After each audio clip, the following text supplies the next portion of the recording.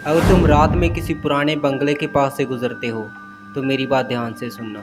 आज जो मैं बात आपको बताने वाला हूँ वो आज भी मेरी कभी कभी नींद उड़ा देती है।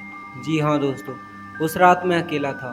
मैं रोड पर आ रहा था, तभी मेरी बाइक रास्ते में ख़राब हो जाती है, जिसकी वजह से मैं जहाँ पर रुकता हूँ वहाँ पे एक साइड में एक बंगला होता है, जिसकी खिड़की में से कोई मुझे घूर रहा होता है। मैंने सोचा कोई इंसान होगा, लेकिन अगले ही पल जो हुआ उसने मेरी ज़िंदगी बदल दी।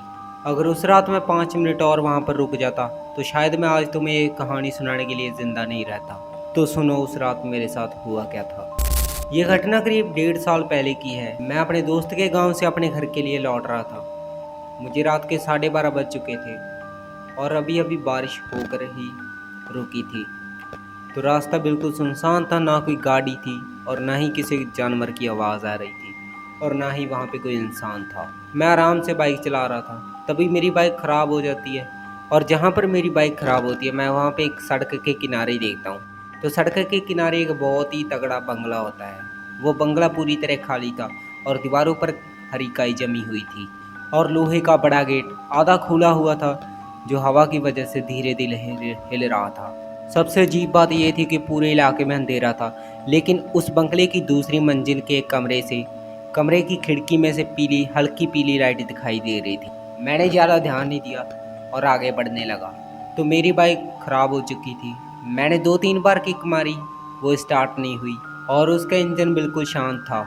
उसी समय मुझे ऐसा महसूस हुआ जैसे कोई मुझे देख रहा हो। मैंने खिड़की की तरफ देखा।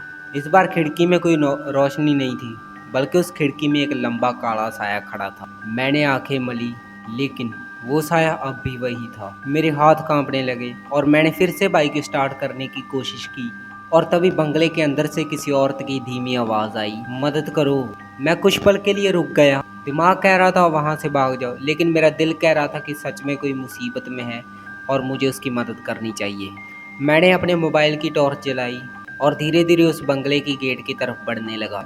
जैसे ही मैंने उस गेट को हाथ लगाया, वो बिना आवाज़ किए अपने आप खुल गया और मुझे ऐसा लगा जैसे किसी ने मेरे अंदर आने का इंतज़ार पहले से ही कर रखा था। फिर मैं वहाँ से बाहर आया और मैंने अपनी बाइक स्टार्ट की।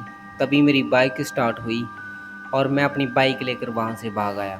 जी हाँ दोस्तों, ये थी मेरे साथ हुई घटना जो मैंने आपको बताई। तो प्लीज़ वीडियो को लाइक कर देना, चैनल को सब्सक्राइब करना मत भूलना। मैं आपके लिए और स्टोरी लेकर आऊँगा, हॉरर, वो भी रियल।